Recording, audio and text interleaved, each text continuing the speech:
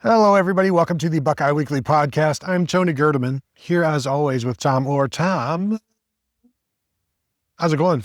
Tony, it's great. We're back inside the Woody Hayes Athletic Center. Just got a chance to talk to Ryan Day about, it's Penn State week, so I guess there was a little bit of talk about Penn State, but there was a lot of bit of talk about a former Ohio State assistant who has gone to Penn State, a current Ohio State assistant who some guy on Twitter is saying he's going to go to Ohio State or to Penn State, and then corn mazes. Corn mazes. Well, the guy on Twitter is not saying that Brian Hartline is going to Penn State. Yes, sorry. He's just saying... Lots of people on social media are freaking out about what he's saying. But just saying that Brian Hartline, one of the top coordinators at one of the top teams, is a candidate for one of the top openings. So, Tony, if you were to take a list of all of the reporters and all of the people who are getting thrown around for these, all of these jobs, how many names would you say are on, have been put forth publicly by someone connected to a media outlet covering each of the something like 15 currently available openings? How many names would you say approximately have been put out there? Oh, we'll just carry the 7, about 106. No, probably, 45. How many of those places has John Gruden's wife recently purchased real estate? Well, and that's 13. So we're narrowing things down here. It is the coaching carousel. We can just start with this. Is 2 months earlier than it's expected. I don't know if it's climate change or what. Probably climate change. But this is something that head coaches will generally have to deal with during bowl season. Now, and it's not necessarily that you're dealing with it, but, it's like, well, names are popping up. What's, how do you deal with this? And Ryan Day did say, like, well, I wake up a few minutes earlier each day and I go to bed a few minutes later each day just because of the craziness of this. But also, if you have good coaches, other programs are going to want them.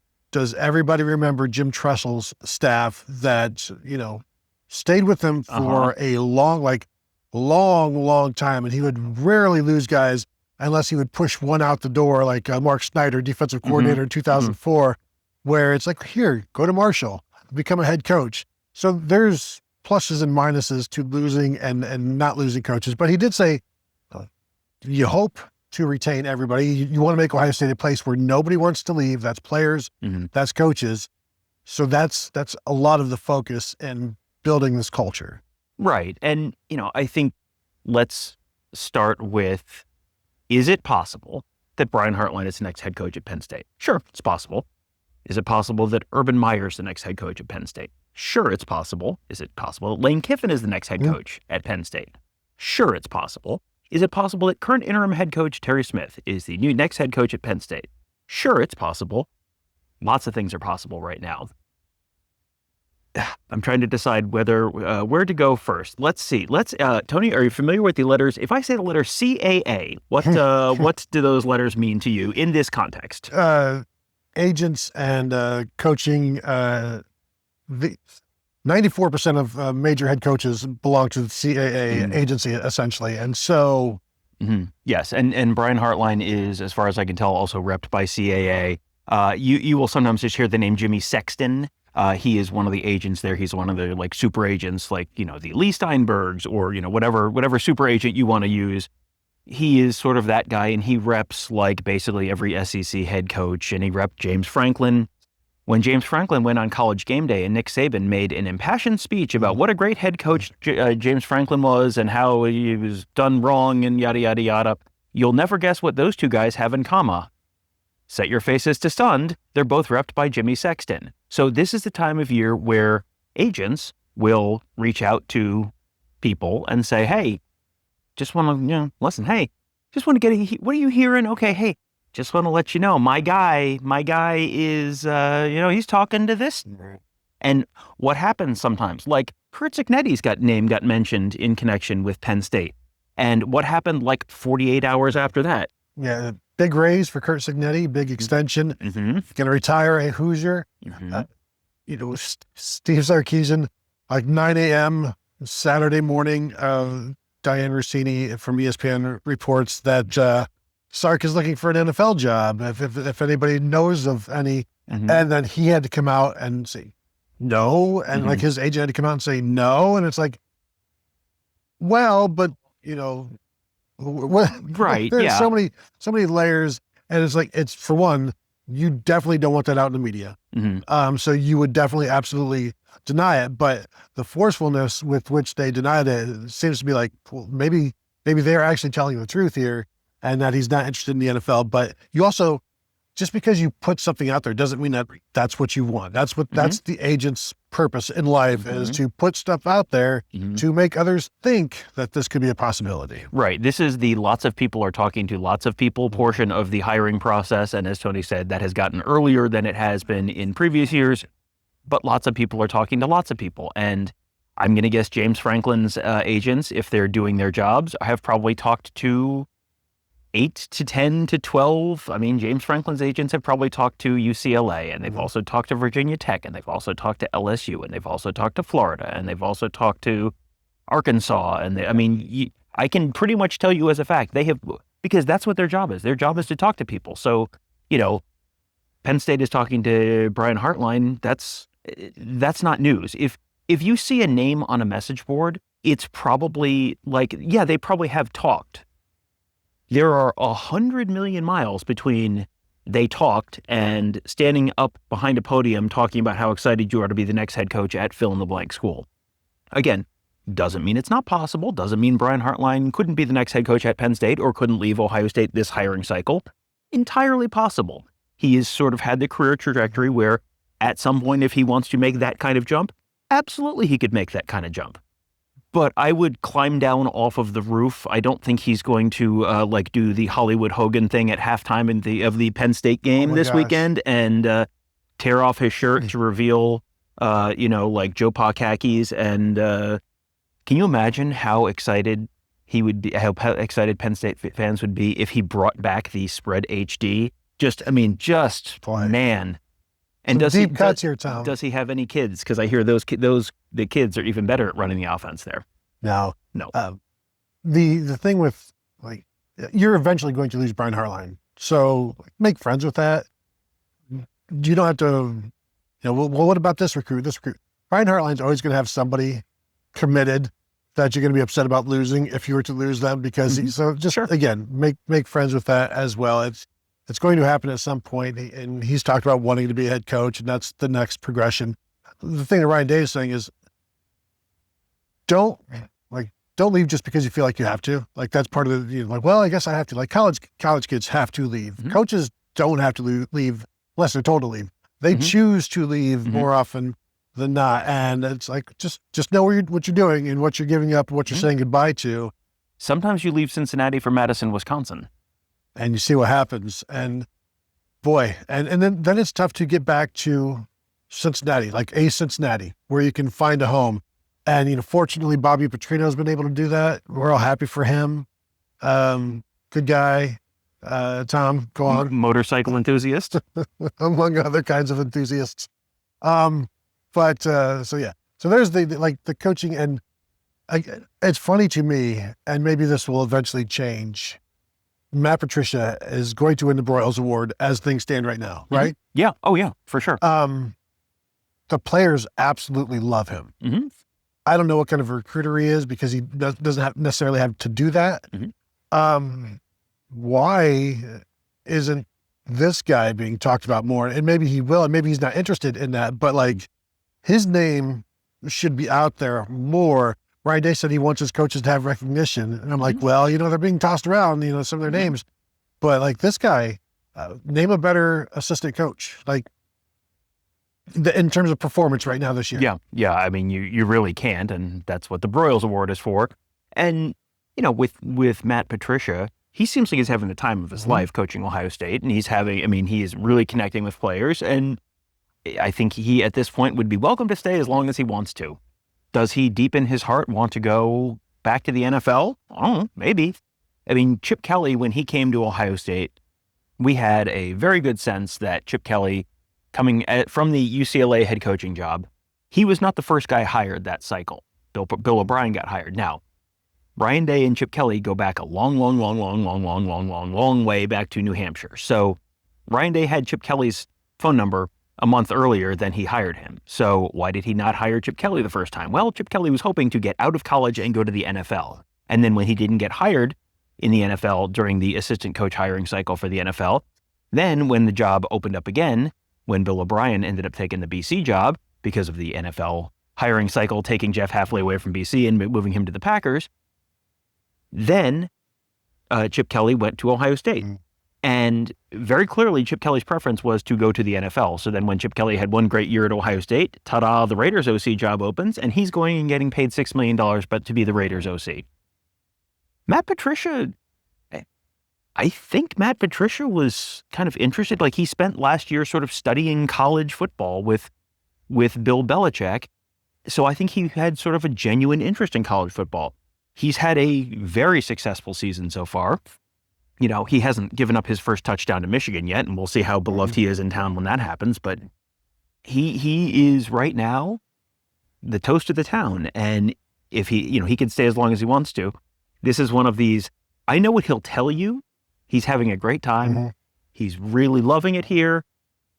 Really loving the, connecting with the kids and really getting to teach and all that kind of stuff.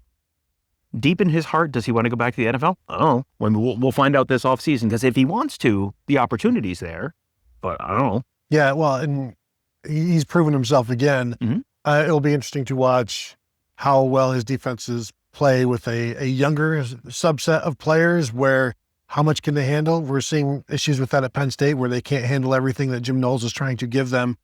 And here, even young guys like Jalen McClain, who's maybe different than most young guys as a sophomore, more mature, like he's been able to handle what Matt Patricia has put down. But even to hear like Caleb Downs say this is an easier defense than Jim Knowles. So it's like, we're having you do all of these different things, but it's still easier in how you're having me do it. So maybe it translates better to younger players. Well, I think that some of that, and this would be, I should ask Ross this exact question. I feel like we've kind of gleaned the answer sort of indirectly.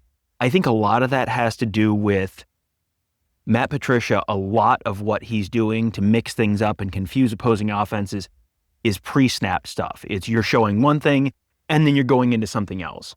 I think a lot of Jim Knowles' discoverage Jim Knowles' disguise coverage. I like or that discoverage. Word. Yeah, discoverage. We're gonna trademark that. I'm gonna make that what Pat Riley was to three-peat. I am to discoverage. What Jim Knowles was to disguising coverages, that was a lot post-snap, and that's there were Penn State players who were sort of talking about the fact that they're so, they are so confused by certain stuff. They're sitting in on defensive coaches meetings to try and get answers to stuff, because it's like a choose your own adventure after the play starts. Like Jim Knowles or that Patricia is a lot of pre-snap stuff where you're showing one thing, but then I know after the snap, I'm going back and doing this. I'm showing blitz, but after the snap, I'm going to take one step back and I'm going to turn, and then I'm going to, come hard like Arvell Reese. We've seen that. That creates a ton of confusion for the opposing offense. It's not hard for the defense. Yeah. If you're trying to make these different decision trees after the ball is snapped, well, if it's this combination of routes, I do this thing. But if the other side of the field is doing another thing, then the safety day was down, and then I have to do that. That's where you get confusion and you get busts and all that kind of stuff. That, I think, is maybe the biggest difference between those two coordinators right now. And one other difference that I've been told about is that Matt Patricia will talk with anybody that wants to know. I will sit down with you, we will go over this, whereas Jim Knowles didn't always have time for that based on what I was told last year. So Matt Patricia will, this guy will do this and this guy won't, but Matt Patricia wants to get it right and has the patience to sit and talk with players and get it right.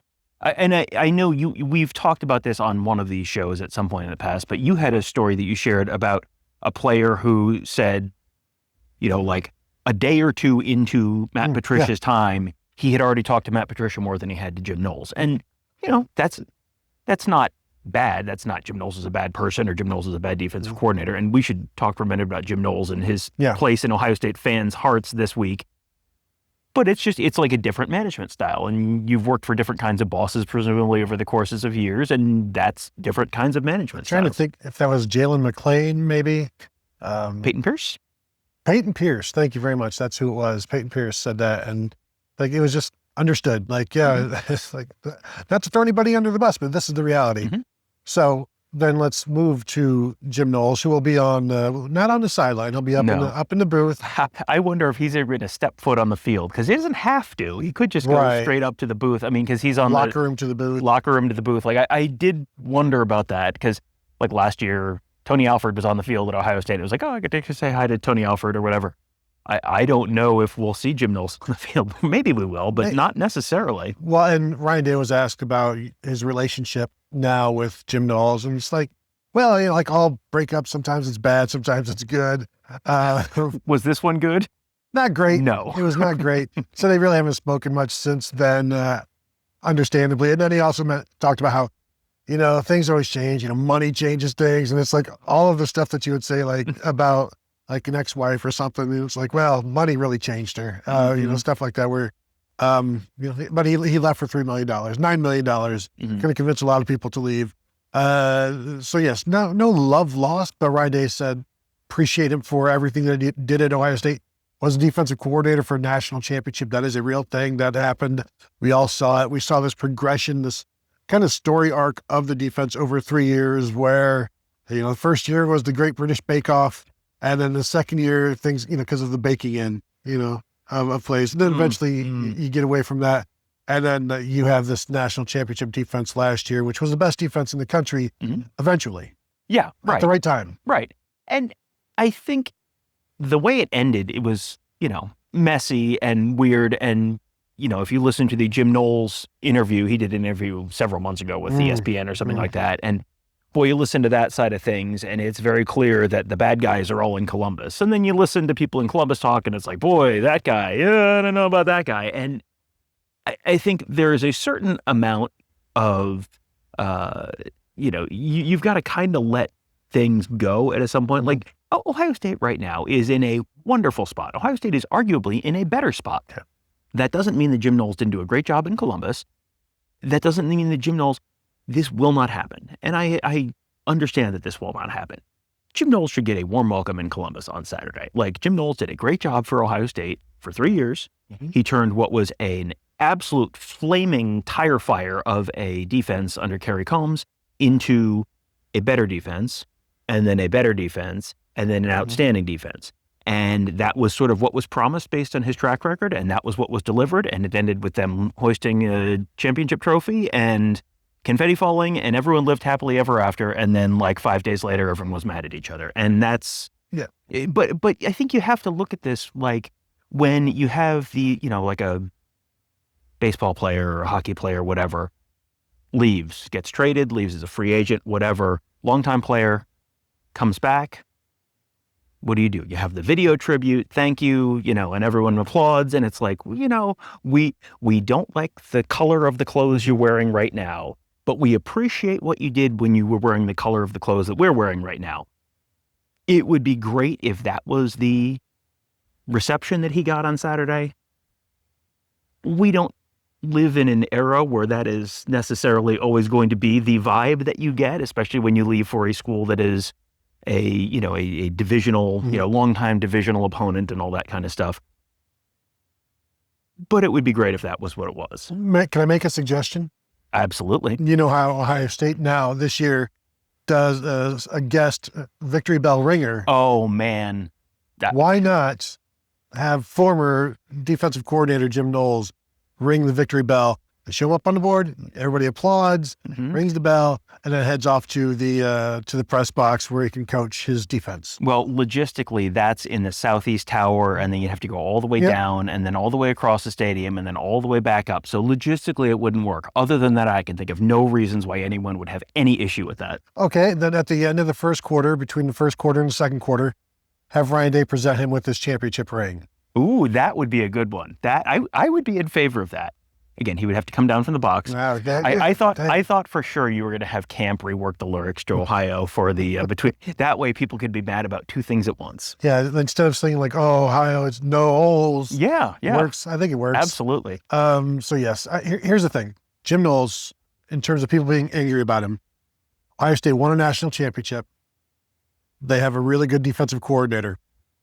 This no longer exists. Right. Yeah. There's no longer any reason to hold any, harbor any ill will. It does you no good, does him no good. He doesn't care.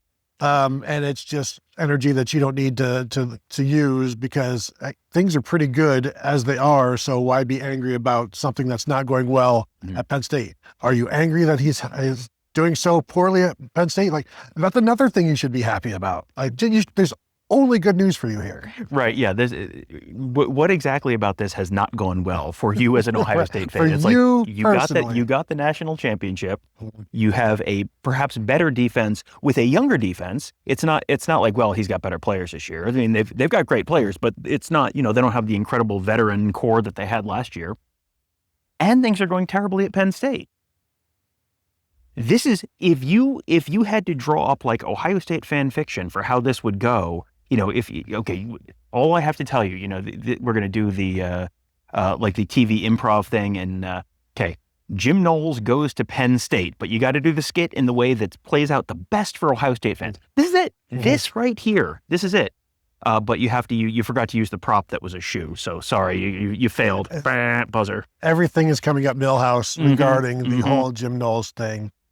Tom, do we get to talk about corn mazes now? Is it time to talk about the corn maze? Go ahead and explain. So Dave Holmes from Channel 6 had the question of the press conference, and sometimes these are one of these things where you'll get a press conference question that's just totally off the wall, and it's like every once in a while the coach will just no-sell it, and it's just like, well, I feel like an idiot.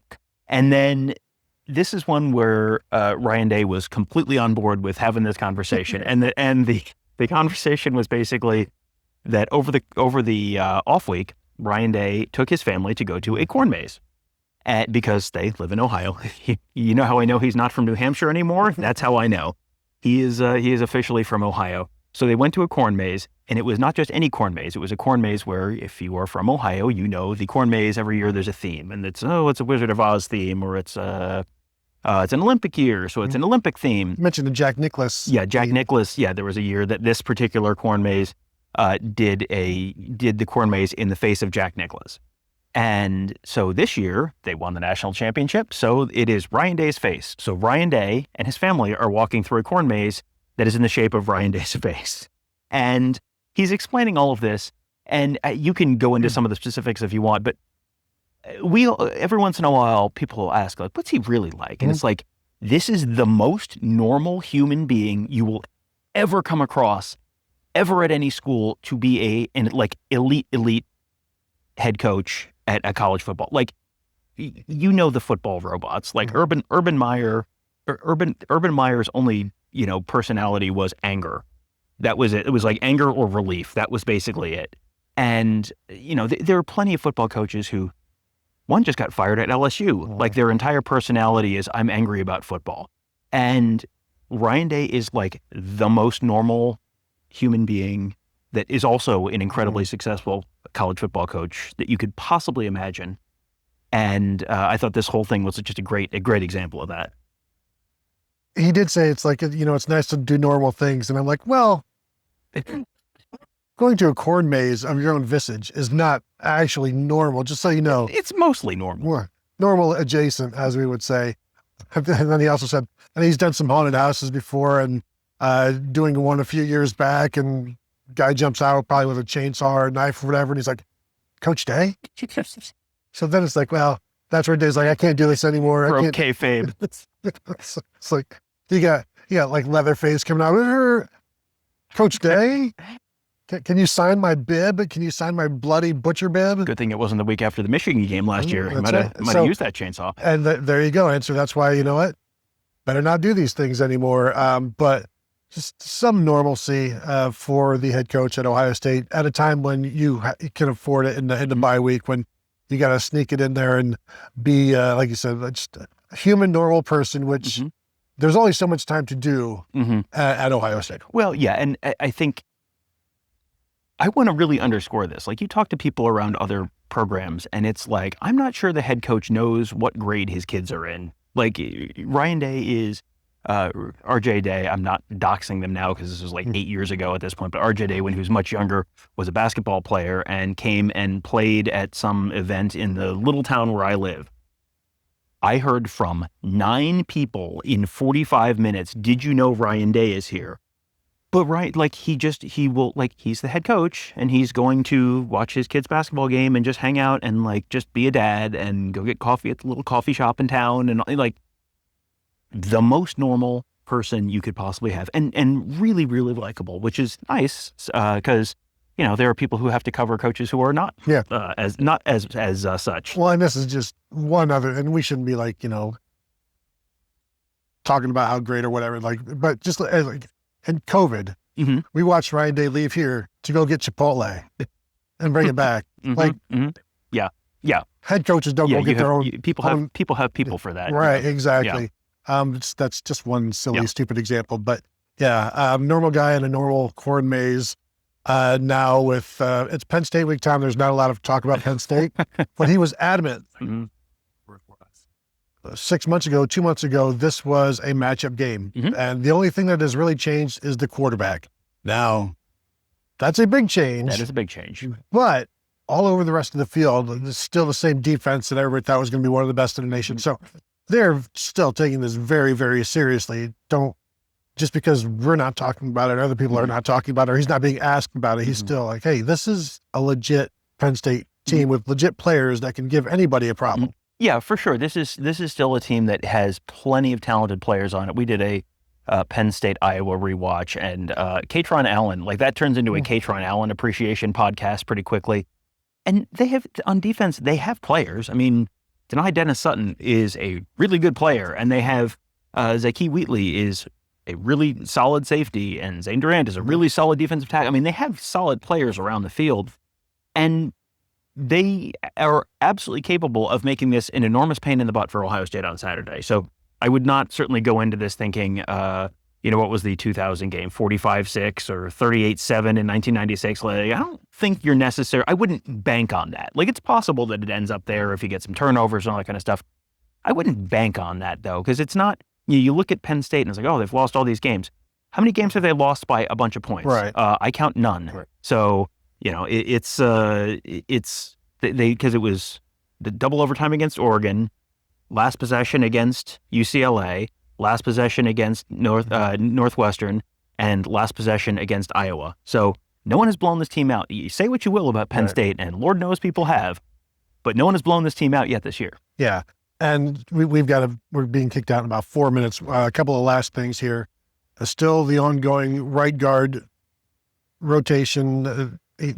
Ryan Day said Josh Padilla's practiced well, played well, so he can still factor in as the 6th man, though they'll continue to watch it this week, which means as it stands right now, Tager Shabola is still starting there, and then you'll just have Joshua Padilla mixing in. Anything else? Talking about the running game, the execution needs to get better in all facets because it takes everybody to run the ball. So the first 4 yards is on everybody, is on the team. After that, it's up to the individual talent of the running backs to make plays. Anything else? Just talked about Ethan Grunkemeyer, who's the Penn State starting quarterback from Lewis Center, Ohio, went to Olentangy High School. That's just north of Columbus, up 23, just a few miles. And, just talked about him, very talented player. But as we talked about on that Iowa rewatch, very young player, probably was not, I think there's a reason that they were not planning on him being the starter this year. So it might be, a little bit like when Carson Hinsman got thrown in as the starter when Luke Whippler left, and it was kind of like, great player, getting thrown in a little before he's ready to. I think that's probably where Ethan Grunkemeyer is this weekend. But, as we saw from Penn State's game at Iowa, Terry Smith is going to let it rip. So you're gonna see them take some chances, and maybe they'll work and maybe they won't, but they're not going to go quietly into the night. Yeah, and I'm writing about that for later in the afternoon about Terry Smith, talking about that on Monday. I've told Andy Kodolnicki, we're going deep. We need to throw the ball. We need to stretch the field down north and south. They can't just be east and west. So it'll be interesting to see how they do that. So that will do it from here, from the Woody. If you want to hit the thumbs up, if you're watching on YouTube, we'd appreciate that. Tell your friends, subscribe to the channel if you've not yet done so. We always appreciate that kind of support. And you can continue to find us at BuckeyeHuddle.com. So thank you all for tuning in, and we will talk to you all later.